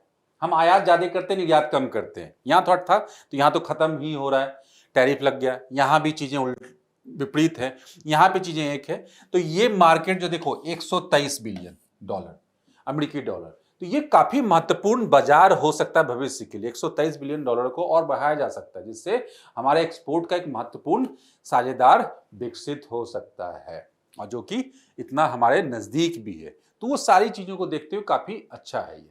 भारत के लिए आसियान का महत्व वही चीजें, चीन को प्रतिसंतुलित करना, दक्षिण चीन सागर में अंतर्राष्ट्रीय कानून का पालन के बाद कि रूल बेस्ड सिस्टम अगर बनाना है पूरे हिंद प्रशांत में, तो चीन को काउंटर करने के लिए वहां पे उपस्थिति दर्ज करानी आवश्यक है। वहां जो अलग अलग राष्ट्र हैं उनके साथ संबंध, और भारत के पूर्वोत्तर का विकास, वही एक्ट ईस्ट पॉलिसी और नॉर्थ ईस्ट होते हुए, क्योंकि नॉर्थ ईस्ट से क्या है, भौगोलिक नजदीकी है, जुड़ाव है, डायरेक्ट म्यांमार और उसके रास्ते, म्यांमार, थाईलैंड, सिंगापुर के रास्ते कनेक्ट किया जा सकता है, जिससे दूरी कम होगी, समय कम लगेगा, इन्वेस्टमेंट कम होगा। जैसे Kaladan multi modal transit project, direct Myanmar में एंट्री मिलेगी इससे, और डायरेक्ट कलकत्ता पोर्ट से आप जा सकते हैं, और जिससे नॉर्थ ईस्ट को घूम के, और चिकन नेक पे जो हमारी निर्भरता है, एकमात्र रास्ता है भारत की मुख्य भूमि से नॉर्थ ईस्ट को जोड़ने के लिए, तो उसका एक विकल्प तो तैयार होगा ही, क्योंकि कलकत्ता पोर्ट से हम त्रिपुरा और मिजोरम जा सकेंगे। दूसरा क्या है, हम क्या वहां पे यहां भी जा सकते हैं, क्या जो नॉर्थ ईस्ट में भी व्यापार किया जा सकता है, उसे आगे एक्सटेंड करके। ठीक है, बहुपक्षवाद, ऑब्वियसली कि आसियान फ्रेमवर्क क्या है, बहुपक्षवाद के महत्व का है कि इतने सारे कंट्री आपके साथ हैं और उनकी विदेश नीति के लिए में आप सहयोगी बन रहे हो, तो कि भारत की विदेश नीति के लिए इसलिए आवश्यक है। ठीक है, चलिए अब आसियान के बारे में वही सारी चीजें, बेसिक बात, जो राष्ट्र हैं, म्यांमार देख लो, लाओस, कंबोडिया, ये वियतनाम हो गया, और उसके बाद थाईलैंड हो गया, मलेशिया, सिंगापुर, इंडोनेशिया, ब्रुनई, दार एस सलाम, और उसके बाद क्या यहाँ पे तिमोर लिस्ते यही है, और फिलीपीन। ठीक है, यही शामिल हुआ नया, तिमोर लिस्ते एक छोटा सा आइलैंड। तो ये 11वां सदस्य है, अभी तक 10वां था। स्थापना इसकी 1967 में बैंकॉक सम्मेलन थाईलैंड में, आसियान घोषणा पत्र इसको बोला जाता है, उसमें हुआ था, और अन्य 10 सदस्य मैंने नाम बता ही दिए। तो इंपॉर्टेंट संगठन है भारत के लिए। चलिए, पर्यावरण से संबंधित पश्चिमी घाट जैव विविधता दृष्टिकोण से सबसे समृद्ध क्षेत्रों में से एक है। हॉटस्पॉट भी है, एक महत्वपूर्ण हॉटस्पॉट, जो 4 हॉटस्पॉट हैं हमारे यहाँ, उसमें से एक पश्चिमी घाट ही है। लेकिन अभी चर्चा में क्यों है? चर्चा में इसलिए है कि पश्चिमी घाट सिग्निफिकेंटली कंसर्न है, श्रेणी में शामिल किया गया। किसके द्वारा? IUCN के द्वारा। IUCN world heritage outlook 4 report आई है। एक्चुअली इसमें क्या है कि एक नई व्यवस्था है। नई व्यवस्था क्या कि इसमें जहां भी हम संरक्षण कर रहे हैं ऐसे जैव विविधता हॉटस्पॉट वाले संरक्षण क्षेत्रों का, जो कि हेरिटेज साइट भी है यूनेस्को की, वहां पे स्थिति क्या है, क्या वो संरक्षण के जो कार्य हैं कितना प्रभावी हुए हैं, और उस दृष्टिकोण से क्या अभी मान लिया जाए 10 साल 20 साल से अगर उस क्षेत्र में संरक्षण कार्य किए जा रहे हैं तो कितना इफेक्टिव हुआ है, क्या अभी उसकी वर्तमान में उस क्षेत्र की स्थिति क्या है। तो उसी स्तर पे गुड, और ये इस तरह से गुड से लेकर सिग्निफिकेंटली कंसर्न तक जो है एक क्राइटेरिया बनाया हुआ, जिसमें बहुत सारे सुधार होंगे तो ऑब्वियसली गुड हो गया होगा, मतलब वहां पे अब उन्हें संरक्षण की आवश्यकता नहीं है, या वहां पूरी तरह से रिकवरी हो गई है, उनको कोई खतरा नहीं है ना, उनके ऊपर कोई संकट नहीं है, क्योंकि इतना काम किया गया, इस तरह से काम किया गया, या कुछ कमियां नहीं रही। लेकिन कुछ क्षेत्र ऐसे भी हैं कि पर्याप्त संरक्षण व्यवस्था मिलने के कारण, सारे साइट्स पे होने के कारण, और सारे मैप पे होने के बावजूद, संरक्षण लिस्ट में होने के बावजूद क्या है, उनकी स्थिति अभी भी संकट में ग्रस्त है, उन पे खतरा अभी तक मंडरा रहा है। तो उसमें पश्चिमी घाट है, इसलिए सिग्निफिकेंटली कंसर्न की श्रेणी में है। और सिर्फ पश्चिमी घाट ही नहीं है भारत के 2 और जगह हैं, असम का मानस राष्ट्रीय उद्यान और पश्चिम बंगाल का सुंदरवन राष्ट्रीय उद्यान। तो दोनों की आप देख लो पर्यावरणीय दृष्टिकोण से, तीनों जो है ना अलग अलग। एक तो जो पश्चिमी घाट है इक्वेटोरियल रेन फॉरेस्ट है, मतलब रेखीय वर्षा वन, अधिक वर्षा वाले क्षेत्र हैं, 200-250 सेंटीमीटर से अधिक वर्षा वाले क्षेत्र हैं जहाँ मानसूनी वर्षा का प्रभाव होता है और उस तरह की चीज़ें हैं। उसका मानस राष्ट्रीय उद्यान, यहाँ पे क्या है कि हिमालय के गिरिपद में पाए जाने वाला, हिमालय के इसमें के फुटहिल्स में पाए जाने वाला ये मानस राष्ट्रीय उद्यान। आप देखोगे यहाँ पे टाइगर रिजर्व भी है, एलिफेंट रिजर्व भी है यहाँ पे इसके अंदर में। और उसका सुंदरवन राष्ट्रीय उद्यान, ये क्या, जो सुंदरवन डेल्टा क्षेत्र है वहां पे राष्ट्रीय उद्यान है। तो इसमें आप देखोगे कि इसमें मैनग्रोव की प्रजाति भी है, तो डिफरेंट टाइप के, तो डिफरेंट टाइप मतलब इसमें मतलब जो लवणीय जल वाली भी विविधता, इसमें विविधता पे जो पोषित होने वाले जो जीव है, वनस्पति है, वो भी है। तो अलग अलग पर्यावरणीय दृष्टिकोण मतलब इकोसिस्टम वाले हैं ये तीनों, और तीनों जो है ना, तीनों को खतरा है, सिग्निफिकेंटली कंसर्न है, मतलब महत्वपूर्ण रूप से अभी भी चिंता की दशा उन पे बनी हुई है। तो यही यहाँ चर्चा का विषय है। तो इसके बारे में थोड़ा समझते हैं इसमें कि पश्चिमी घाट में सिग्निफिकेंट कंसर्न श्रेणी में शामिल किया गया है। क्या है ये? सबसे पहले IUCN world heritage outlook report, मतलब जो वर्ल्ड हेरिटेज बनाया गया उसका आउटलुक क्या है, यही। तो उसमें विश्व धरोहर स्थलों के प्राकृतिक मूल्यों के आधार पर उनके संरक्षण की संभावनाओं का आकलन करती है। ये कि आकलन कि कितना सही हुआ, कितना और चिंता की बात है। अब इस रिपोर्ट में स्थलों को 4 श्रेणियों में वर्गीकृत किया है, जैसा मैंने बताया था ना, good with some concern, significant concern और क्रिटिकल सबसे ऊपर। तो एक लेवल नीचे है पश्चिमी घाट, और ये 2 जो बताया मैंने। सिग्निफिकेंट कंसर्न का अर्थ है क्या? विश्व धरोहर स्थल के मूल्य और उसकी मूलभूत विशेषताएं कई मौजूदा और या संभावित खतरों का सामना कर रहे हैं, जिनके लिए अतिरिक्त संरक्षण उपाय करना अनिवार्य है। ठीक है, और हम लोग समझ लेंगे कि अगर पश्चिमी घाट क्या है। पश्चिमी घाट सबसे पहले तो वन क्षेत्र है, समझा दिया कैसा वन क्षेत्र है, घने जंगल है, हाँ, तापमान अधिक और वर्षा वन, अधिक वर्षा, जीव और वनस्पति, फ्लोरा और फौना। ठीक है, और इसमें भी क्या कि अधिकतर एंडेमिक है। एंडेमिक क्या बोलते हैं? जो दुनिया में कहीं नहीं, मतलब पूरे ग्रह पे कहीं नहीं पाए जाते हैं, स्थानिक प्रजाति। ऐसे हजारों प्रजातियां यहाँ ही पाई जाती हैं जो दुनिया में। उसके बाद वन क्षेत्र कैसा है? घने जंगल है, मतलब इक्वेटोरियल रेन फॉरेस्ट है। इक्वेटोरियल रेन फॉरेस्ट अपने आप में सिर्फ क्या है, सिर्फ प्राणियों के लिए, जीव वनस्पतियों के लिए घर ही नहीं होते हैं, आवास का काम नहीं करते, बल्कि क्या वो पूरे के पूरे इन्वायरमेंट में, पूरे के पूरे ग्रह में कुछ जो है ना क्या रेगुलेशन का भी काम करते हैं, जैसे जल चक्र को बनाए रखना, है ना, हाइड्रोलॉजिकल साइकिल को बनाए रखना, इससे संबंध में काम करते हैं। बहुत सारी इकोसिस्टम सर्विसेज भी प्रोवाइड करते हैं, तो इसलिए इनको बचाना अति आवश्यक है। एक तो क्या, जैविक विविधता काफी प्रचुर है, वन इतना घने हैं, उतने जीव और वनस्पति हैं, और उसके बाद क्या एंडेमिक भी है, तो इसी कारण से, और उसके बाद क्या उन पे विभिन्न प्रकार के संकट है। तो यही इसका इंपॉर्टेंस है, आवश्यकता यही है, इसलिए इतना चर्चा किया जा रहा है। अब इसके बारे में, पश्चिमी घाट के बारे में थोड़ी जानकारी है। हम देखेंगे कि गुजरात से लेकर तमिलनाडु तक, केरल तमिलनाडु तक इसका प्रसार है 1600 किलोमीटर लंबाई में। ये 6 जो राज्य हैं, आप एकदम ध्यान रख लीजिए। यूपीएससी इस तरह से पूछती है कि ऊपर से नीचे आप लगा दीजिए, या इनमें से कितने राज्यों में पश्चिमी घाट विस्तृत है, तो लिख देंगे सिंपल नंबर 1, 3, 4, 5, 6, 7। तो आप उस समय अगर आपको मैप ध्यान में नहीं है तो आप वहाँ पे काउंट करने में कन्फ्यूजन हो सकता है, कोई छूट सकता है। पारिस्थितिकी महत्व क्या है? यूनेस्को विश्व धरोहर स्थल है तथा पृथ्वी के 36 जैव विविधता हॉटस्पॉट में से एक है। तो हमने देखा ही देश के में जो 4 हैं उसमें से एक है। इसे 8 सबसे महत्वपूर्ण जैव विविधता हॉटस्पॉट्स में से एक माना गया है। इसमें वैश्विक रूप से संकटग्रस्त लगभग 325 प्रजातियां, वैश्विक रूप से संकटग्रस्त, इंडेंजर्ड 325, जो IUCN की रेड लिस्ट आती है, तो उसके आधार पर, तो इसलिए क्रिटिकल हो गया ये। भूमध्य रेखा से परे उष्णकटिबंधीय सदाबहार वनों से अच्छा उदाहरण है, और दक्षिण पश्चिम से आने वाली मानसून के लिए जो है ना एक अवरोधक पर्वत के रूप में काम करता है, जिससे क्या है, हमने देखा है पर्वतीकृत वर्षा कैसे पर्वत से जब टकराती है, जो नमी से लदी हुई पवनें होती हैं और उससे बादल बनता है, उससे वर्षा होती है, ये चीजें। तो ये अगर पर्वतीय अवरोध अगर ना हो, यहाँ पे इतने पेड़ ना हो, तो इस तरह की चीजें जो है ना कमजोर पड़ सकती है ये चीजें, और यहाँ वर्षा पे असर पड़ सकता है बड़े पैमाने पे। तो ये सिर्फ भारत के लिए नहीं, बल्कि पूरे के पूरे ग्रह के लिए, पूरे के पूरे अर्थ प्लेनेट के लिए भी जो है ना चिंता का विषय होंगे, ध्यान रखेंगे। पश्चिमी घाट के समक्ष खतरे क्या हैं? क्या खतरे हैं? अब देखा हमने स्टेट सब डेवलप्ड, मतलब भारत में विकास का पैमाना जो है उसके आधार पर सब इंडस्ट्रियलाइज्ड और डेवलपमेंट के ऊपरी पैमाने पे हैं। गुजरात, महाराष्ट्र, गोवा, कर्नाटक, केरल, तमिलनाडु। तो सब में अब अवसंरचना विकास, चाहे इंडस्ट्रियल डेवलपमेंट हो और चाहे नगरीकरण के लिए, तो इंफ्रास्ट्रक्चर डेवलपमेंट काफी अधिक हुआ है। चाहे रोड बने, चाहे टनल बना, चाहे जो है रेल ब्रिजेस बने, ये सब के लिए, चाहे हाइडल पावर प्रोजेक्ट्स बनाए गए, मतलब डैम बनाया गया, सब के लिए जो है ना पहाड़ को कहीं ना कहीं वनों को काटा गया।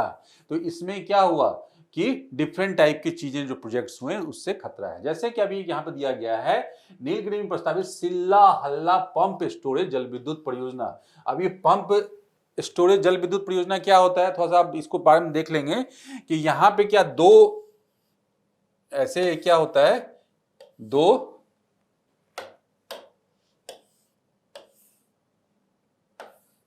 ऐसे एक कोई पहाड़ी क्षेत्र में जो है ना जलाशय है, मतलब तालाब है, और दूसरा नीचे है, तो दोनों कनेक्ट कर दिया जाता है और पंप से यहाँ पे जल पानी को पहुंचाया जाता है, फिर यहाँ पे लाया जाता है और यहाँ पे टरबाइन होता है यहाँ पे इस तरह से। तो मतलब क्या है कि जो टरबाइन पे जो है ना एक हाइट से, जितनी हाइट से पानी गिरता है, यही है ना हाइडल पावर में, उतना जो है ना बिजली जो है ना बिजली जो है ना उत्पादन होती है। तो ये दो उसमें जो है ना काम किया जाता है, दो जलाशयों को, जहां पे एक ऊंचाई पे हो और एक नीचे में हो, तो दोनों को अगर उसका पानी खत्म तो यहाँ से, और ये पूरा सर्कुलेट किया जाता है, जिससे क्या ये पूरा का पूरा जो हाइडल पावर में क्या यूज किया जाता है, जो गतिज एनर्जी है, जो ऊर्जा है, जो ऊंचाई से गिर रही है टरबाइन पे, और टरबाइन घुमाती है, उससे बिजली पैदा होता है। तो कुल मिलाकर क्या दो वाले हैं, तो ये थोड़ा सा यूनिक था, इसलिए मैंने बता दिया। और इस चर्चा में भी काफी अभी इसके बारे में, इसके लिए, इसके अगेंस्ट में जो है ना काफी वहां पे प्रोटेस्ट हो रहे हैं कि वहाँ के आसपास के जो वातावरण है उसको खराब करेगा, इकोसिस्टम को खराब करेगा। वहाँ के ट्राइबल पीपल और डिफरेंट जो वहाँ पे काम कर रही है सिविल सोसाइटी, वो यहाँ का इसमें बड़े पैमाने पे इस पे विरोध भी किया जा रहा है। भूमि उपयोग में परिवर्तन, मतलब चाय, कॉफी, मतलब जंगल को काट के रबर और पाम जैसे जो है ना फसलों को लगाने के लिए, गार्डनिंग के लिए जो है ना बड़े बड़े बागान बना दिए गए, या उसके बाद क्या चरागाह के लिए, जलाशय के लिए, सड़क निर्माण आदि के लिए। देखा ही मानव वन्यजीवी संघर्ष हमने सुना ही है कि घनी आबादी, मतलब शहरों का विस्तार हुआ, गाँव का विस्तार हुआ, तो वहाँ से जो है ना हाथियों का झुंड, तेंदुआ, इस तरह की चीज़ें जो है ना, जो मानव संघर्ष, जो वन्यजीव संघर्ष जो है वृद्धि हो रहा है, तो जिससे भी जंगल काटे जा रहे हैं, क्योंकि हम लोग अपनी जनसंख्या वृद्धि करते जा रहे हैं, नगरीकरण बढ़ाते जा रहे हैं। जलवायु परिवर्तन, अब जलवायु परिवर्तन में क्या, टेम्परेचर बढ़ गया, और टेम्परेचर बढ़ने के कारण क्या, पूरा का पूरा जो हाइड्रोलॉजिकल साइकिल था वो भी चेंज हुआ, तो जिस कारण से बहुत सारे जीव जो जंगल में रह सक रहे थे उनके लिए गर्मी हो गई, तो जिस कारण से वो अपना स्थान छोड़कर अब जो है ना बाहर आ रहे हैं या वहां नहीं आते। जैसे कि नीलगिरी फ्लाई कैचर जैसी प्रजातियां गर्म निचले इलाकों के ठंडे ऊंचे क्षेत्रों की ओर जाने के लिए मजबूर होना पड़ रहा है। आप कोबरा की भी बात करेंगे, कोबरा जिस समय में घरों में रहना चाहिए था, आप देखोगे पुणे और ये सब रीजन में आजकल शाम का निकलने वाला बहुत सारे वीडियो हैं, तो उसके पीछे भी कुछ चीज़ें चल रही हैं कि टेम्परेचर बहुत ज़्यादा जहाँ पे बढ़ रहा है वन क्षेत्र में भी, तो उनका प्रभाव डिफरेंट टाइप की इस तरह के जो है ना जो जीवों पे पड़ रहा है, जो कि आसानी से वहाँ पे रहते थे। तो इस कारण से भी मानव जीव संघर्ष में भी देख सकते हो, जलवायु परिवर्तन के रूप में भी देख सकते हो। आक्रामक विदेशी प्रजातियां, इक्योलिप्टस और अकेसिया, ये तो बदनाम है ही पूरी तरह से, जैसी प्रजातियां जो प्राकृतिक मानव वनों का जगह ले रही हैं और क्या उसको बंजर बना रही हैं, और जो प्राकृतिक जो जीव वनस्पतियां थी वहां पे उसे खत्म कर रहे हैं। चलिए अब हम लोग अन्य सुर्खियों पे ध्यान देंगे, ठीक है। अन्य सुर्खियों, यहां तक हमने सारे आर्टिकल आज जो कंप्लीट कर लिया। अन्य सुर्खियों में पहला क्या है, इकोनॉमिक्स से संबंधित वैश्विक वित्तीय स्थिरता रिपोर्ट GFSR, ये पहले भी हमने देखा है। ये क्या है, IMF की रिपोर्ट है, अंतर्राष्ट्रीय मुद्रा कोष की, और बेसिकली यही नाम से ही वित्तीय स्थिरता के संदर्भ में आकलन से संबंधित रिपोर्ट निकालती है। ये अप्रैल 2025 में आई है। वही लिखा हुआ है कि उद्देश्य क्या, वैश्विक वित्तीय बाजारों को नियमित तौर पर आकलन करना, तो संकट उत्पन्न होने से पहले संभावित रूप से क्या प्रणालीगत खामियों की पहचान, रिस्क को, क्या रिस्क है उसमें कि जो बाद में जाके क्राइसिस बन सकती है, तो इसके लिए IMF और खास करके 2008 के बाद जो है ऐसी व्यवस्था को बनाया जाना काफी आवश्यक था।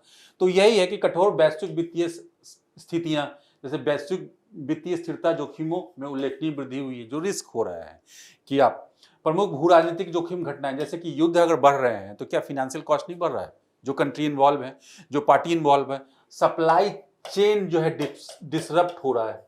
सप्लाई चेन मतलब क्या, जिससे गुड्स का डिफरेंट गुड्स का एक स्थान से दूसरे स्थान तक आना जाना हो रहा था, और ये क्या डिसरप्ट हो गया। अब जैसे देख लो गेहूं ही, रसिया यूक्रेन युद्धरत है, गेहूं का जो है इंटरनेशनल मार्केट में दाम बढ़ गए, तो गेहूं पे आधारित जो भी प्रोडक्ट होंगे तो क्या उसके कॉस्टिंग बढ़ेगी या नहीं बढ़ेगी। ठीक है, तो इन सब का असर किस पे पड़ेगा, आपकी अर्थव्यवस्था पे पड़ेगा। इन्फ्लेशन ज्यादा हो रही है, तो ये सारी चीजें जो है ना आपको कहीं ना कहीं रिस्क में पहुंचा रही है। ठीक है, तो यही आईएमएफ के अन्य प्रमुख रिपोर्ट भी आप देख लेंगे यहीं पे चलते चलते। विश्व आर्थिक परिदृश्य, world economic outlook, fiscal monitoring. क्यों बता रहा हूं मैं, क्योंकि क्या डायरेक्टली यूपीएससी पूछ लेती है जो चर्चा में होता है, जो अभी आया होता है निम्नलिखित में से, इस रिपोर्ट को निम्नलिखित में से किसके द्वारा निकाला जाता है, डायरेक्ट पूछ लेती है यूपीएससी। चलिए, सुबनसिरी लोअर जल विद्युत परियोजना, ये सुबनसिरी नदी ब्रह्मपुत्र की सहायक नदी, ठीक है, अरुणाचल और असम के बॉर्डर पे स्थित है, सीमा पर, लखीमपुर जिले के पास में है। यही हाइडल पावर परियोजनाएं हैं, हिमालयी क्षेत्र में बनाया जाता है जल विद्युत परियोजनाएं। और क्या, और इसका कार्यान्वयन राष्ट्रीय जल विद्युत ऊर्जा निर्माण लिमिटेड द्वारा किया जा रहा है। तो चलिए देखिए, सबसे बड़ी बात है कि हिमालय क्षेत्र में भी जो ब्रह्मपुत्र और ब्रह्मपुत्र की सहायक नदियां हैं, जल विद्युत के उत्पादन के लिए काफी पोटेंशियल है, और वहां संभावना को कम, मतलब जिनकी जितनी अधिक संभावना है उतनी संभावना को जो एक्सप्लॉइट नहीं किया गया है, ये हमने पहले भी पढ़ा है। और जस्ट उसका उल्टा दक्षिण भारत में मैक्सिमम लेवल तक हम पहुंच रहे हैं कुछ कुछ राज्यों में, जिस कारण से भी जो है ना बहुत सारी आपदाएं जो है ना का रूप ले रही है, और बहुत सारी आपदाएं ट्रिगर हो रही है उसके कारण। चलिए, जैसे कि केरल में बहुत सारे बनाए गए, और उस कारण से भी जो है ना भूस्खलन और बाढ़ जैसी घटनाएं हो रही है, क्योंकि उसका समय समय पे डैम का जो है ना मेंटेनेंस नहीं किया गया, और डिफरेंट चीजें हैं सेक्टर में। तो ये एक आयाम भी यहाँ पे ध्यान में रखेंगे। डार्क मैटर क्या है, हमने स्पेस में पढ़ा है कि स्पेस का मेन जो बिल्डिंग मटेरियल है, अब ये देखो ये छोटे छोटे जो है ना गैलेक्सीज वगैरह है, इसमें सब कुछ है, लेकिन ये जो बीच वाला जो पार्ट बच गया, ये क्या है, आप समझ लो एक चेक बोर्ड, आप समझ लो इस चेक बोर्ड पे ये डिफरेंट जो है ना, जैसे हम लोग एक बोर्ड बनाते हैं उस पर डिफरेंट जो है ना कुछ चिपका देते हैं और सजा देते हैं, ये तो समझ लो ये फ्रेम है, और ये फ्रेम में जो पूरा का पूरा फ्रेम है, और ये जो पूरा मटेरियल है, ये मटेरियल, ये क्या है, जो इसे पूरे के पूरे ब्रह्मांड को एक जगह पे स्थिर करके रखे हुए, बांध के रखे हुए हैं, तो यही डार्क मैटर है ना, यही डार्क मैटर है। ठीक है, चलिए, तो इसलिए ग्लू के रूप में काम करता है। तो अभी हालिया अध्ययन क्या है, संकेत मिला कि डार्क मैटर मिल्की वे के केंद्र में रहस्यमय गामा रे चमक को समझा सकता है। मिल्की वे से एक रहस्यमय जो चमक आती है, किरणें जो गामा रे होती हैं, उनकी चमक को समझा सकता है कि उसका सोर्स क्या है। क्यों? क्योंकि अब क्या है, डार्क मैटर के बारे में अगर आपने पढ़ लिया, जो बेसिक बिल्डिंग मटेरियल है यूनिवर्स का, तो आपको और मैटर के बारे में पता चल सकता है ना कि और क्या क्या चीजें हो सकती हैं। यही है ना कुल मिलाकर, तो यही कंसेप्ट है। यही बताया गया कि एक साथ बांधे रखने वाला अदृश्य पदार्थ माना जाता है, जो ना अवशोषित करता है, ना रिफ्लेक्ट करता है लाइट को, कुछ नहीं करता है वो। ठीक है, आकाशगंगा और आकाशगंगा समूह का अधिकांश द्रव्यमान का निर्माण करता है, मतलब एक मैक्सिमम। ऑब्वियसली मैंने समझाया कि एक प्लेट है, और प्लेट पे सजाने के लिए आप डिफरेंट चीजें लगा दो इसमें, है ना, मेटल का, तो इसमें इसका वजन तो होगा ना एक मैक्सिमम। अगर इसका वजन 1 kg है, तो ये 300 kg का तो यही होगा, 300 ग्राम तो यही होगा ना, बाकी ये सब जो मैंने चिपकाया है उसके ऊपर, तो ये सब चीजें होंगी। तो सेम वैसे ही है कि इस पे जो गैलेक्सी वगैरह है, आकाशगंगाएं वगैरह है, ये सब जो है ना, उसमें जो हार्ड पार्टिकल्स हैं जो हमें दिख रहा है, या हम जिसकी मैटर समझते हैं, वो चीजें जो है ना उसका वजन भी है। तो ये लगभग वैज्ञानिकों का अनुमान ये है कि ब्रह्मांड का लगभग 27% हिस्सा डार्क मैटर ही है, और बाकी कौन है, डार्क एनर्जी भी है, ध्यान रखेंगे। तो डार्क एनर्जी भी एक बड़ा हिस्सा कवर करती है। तो इस तरह से मैंने इसको समझाया। ठीक है, चलिए, काराकोरम और चांगथांग वन्यजीव अभ्यारण्य। तो फिर से आ गए हम लोग हिमालय इकोसिस्टम में। काराकोरम मतलब कहाँ होगा ये, ध्यान रखेंगे, लद्दाख में। काराकोरम चांगथांग अभ्यारण्य चर्चा में है, तो लद्दाख ऐसे ही चर्चा में था, जो वहां पे राजनीतिक रूप से जो चल रहा था वहां पे आंदोलन। तो वहां जो इस तरह की खबरें हैं इंपॉर्टेंट हो सकती हैं आगे आने वाली फिल्म्स के लिए। तो उसकी जो सीमाएं हैं उसको फिर से निर्धारित करने की बात हो रही है, तो इसके लोकेशन को ध्यान में रखेंगे। ये क्या है, 1987 में इसकी स्थापना की गई थी काराकोरम पर्वत श्रृंखला और लद्दाख में। और ये किसके लिए, हिम तेंदुआ, हमने पहले ही सुना है कि हिम तेंदुआ कहाँ पाया जाता है, इसी हिमालयन रीजन में, भारत, पाकिस्तान, नेपाल, भूटान, इस तरह से ऐसे। हाँ, हिमालय भूरा बालू, हिमालय भेड़िया, आइबेक्स, ये जंगली नीली भेड़ वनस्पति, अल्पाइन वनस्पति, औषधीय पौधे, शीत मरुस्थल की वनस्पति, ये सब चीजें हैं। चांगथांग वन्यजीव अभयारण्य में क्या है, वही लद्दाखी चांगथांग पठार लेह जिला में ये है। और सबसे ऊंचाई पर स्थित झीलें पाई जाती हैं, जैसे सो मुरारी, पैंगोंग सो, ये सब इसी में है, ठीक ना। सो मुरारी, पैंगोंग सो कार जो है, और इसमें भी हिम तेंदुआ, तिब्बती जंगली गधा, तो ये सब इंपॉर्टेंट है। ये ध्यान रखेंगे क्योंकि चर्चा में है, इसलिए ध्यान रखेंगे एक बार। चलिए, राष्ट्रीय गीत वंदे मातरम, क्या है राष्ट्रीय गीत, हमने सुना है, उसका क्या हुआ 150वें वर्ष में यादगार बनाने के लिए। ठीक है। और क्या इसके रचनाकार बंकिम चंद्र चटर्जी, और क्या किसमें लिखा गया, आनंद मठ बुक में 1882 में। और उसे क्या सबसे पहली बार गाया गया कहाँ, कलकत्ता अधिवेशन में 1896 में, रविन्द्रनाथ टैगोर के द्वारा। और इसे जो हमारी जो राष्ट्रीय गान है, नेशनल एंथम है, जन गण मन, उसके बराबर सम्मान दिया गया है। और अपनाया कब गया, 24 जनवरी 1950 को भारत के संविधान सभा के द्वारा। ठीक है। चलिए, कॉफी एक महत्वपूर्ण उत्पाद, और भारतीय कॉफी जो है ना एक महत्वपूर्ण है, मतलब पूरे दुनिया में अगर देखेंगे ब्राजील और इस तरह के कंट्री जो कॉफी उत्पादन होता है उसमें भारत का भी स्थान महत्वपूर्ण है। ठीक है, उसी के लिए तो अभी क्यों क्या है कि भारत की कॉफी काफी लोकप्रिय विश्व स्तर पर बढ़ रही है। अभी प्रधानमंत्री ने इस तथ्य को बोला है, और जिससे कि कॉफी के बढ़ने का मतलब कॉफी के इंपॉर्टेंस का, इंडियन कॉफी के इंपॉर्टेंस का, टी का इंपॉर्टेंस तो है ही पूरी दुनिया में, कॉफी का भी इंपॉर्टेंस हमारा बढ़ रहा है कि भारत दुनिया का 7वां सबसे बड़ा कॉफी उत्पादक है, ध्यान रखेंगे। और उत्पादित कॉफी का 70% निर्यात किया जाता है, मतलब जितना उत्पादन करते हैं उसका 70% निर्यात करते हैं। और निर्यात से 1.80 बिलियन अमेरिकी डॉलर, मतलब हमारे लिए विदेशी मुद्रा प्राप्त करने का बहुत बड़ा ये साधन है। और कैश क्रॉप है, important cash crop south India का, कर्नाटक, केरल, तमिलनाडु, दोनों में, तीनों राज्यों में। ठीक है, चिकमंगलुरु, कुर्ग, हसन। अब ये जो पश्चिमी घाट की बात की जा रही थी, वही जो पश्चिमी घाट काटा जा रहा है, वो इसमें आप ये भी देख सकते हो कुछ इलाकों में जो हमने देखा, हमने प्लांटेशन के लिए, रबर प्लांटेशन, कॉफी प्लांटेशन के लिए, तो ये चीजें हैं। वायनाड, त्रावणकोर, मालाबार केरल में, तमिलनाडु, पुलने, सेवराय, नीलगिरी, ये नीलगिरी डिस्ट्रिक्ट वेस्टर्न घाट का रीजन है पूरा। मिट्टी क्या है, गहरी, उपजाऊ, जैविक पदार्थ भरपूर, अच्छी जल निकासी, ड्रेनेज, मतलब क्या है, ड्रेन हो जाए, पानी रुके नहीं, और हल्की अम्लीय भी होना चाहिए, मिट्टी होनी चाहिए। ऑब्वियसली जो ढालों पर मिट्टी होगी वो बह के चली जाएगी अम्लीय, तो याद करने का यही तरीका है ऊपर से। तो ढलान हल्की से मध्यम ढलान होगी, तापमान 15 से 30 डिग्री सेल्सियस, और 1000 से 2500 mm, मतलब 100 से 250 mm, बहुत ज्यादा वर्षा नहीं, 100 से 250। और भारत में मुख्य रूप से क्या, रोबस्टा और अरेबिका प्रकार की कॉफी उगाई जाती है, इसकी मांग भी ठीक ठाक है पूरे दुनिया में। इसीलिए राष्ट्रीय विज्ञान पुरस्कार हमेशा से इंपॉर्टेंट है। अभी हमने विज्ञान के क्षेत्र में देखा, मेडटेक क्षेत्र को बढ़ावा देना है, तो राष्ट्रीय विज्ञान पुरस्कार इसलिए दिए जाते हैं, और इस वर्ष भी दिए गए। तो विज्ञान प्रौद्योगिकी आधारित नवाचार के बीच क्षेत्रों में वैज्ञानिकों, प्रौद्योगिकी प्रवर्तकों को, मेनली क्या, साइंटिस्ट और जो भी इनोवेटर वगैरह हैं उन्हें ही दिया जाता है। तो इसमें क्या आप देखोगे कि विज्ञान डिफरेंट टाइप के, ये याद कर लीजिए, बहुत ज्यादा याद करने की जरूरत नहीं है। विज्ञान रत्न, विज्ञान श्री, विज्ञान युवा, शांति स्वरूप भटनागर, ये तो काफी इंपॉर्टेंट है। इसमें युवा वैज्ञानिकों को पहचानने और प्रोत्साहित करने दिया जाता है। विज्ञान टीम को भी दिया जाता है इसमें, तो ये ध्यान रखेंगे, ये भी पूछा जा सकता है, व्यक्तिगत स्तर पे और टीम के स्तर पे भी दिया जाता है, तो दोनों पे दिया जाता है। ठीक है, इसीलिए ये मैंने बता दिया। अब क्या है, कुछ नाम दे दिए, जयंत विष्णु नार्लिकर, काफी इंपॉर्टेंट नाम है साइंस एंड टेक में, ये हमारे सिलेबस का भी अंग है कि जो मुख्य पर्सनालिटी है खासकर साइंस एंड टेक से, उससे संबंधित प्रश्न आते हैं, तो बहुत काफी इंपॉर्टेंट।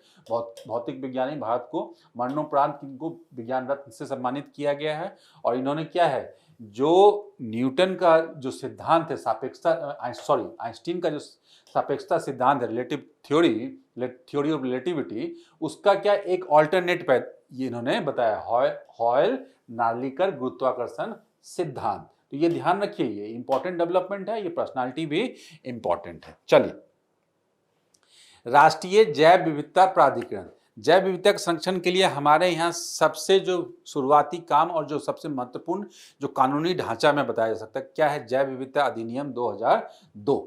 ठीक है, और जैव विविधता अधिनियम में ने क्या किया, केंद्र से लेकर, सेंटर से लेकर स्टेट और स्टेट से नीचे पंचायती राज तक एक पूरा का पूरा ढांचा बना दिया, ठीक है, जिससे जैव विविधता संरक्षण को चलाया जा सके, सेंटर, स्टेट और स्थानीय शासन तक।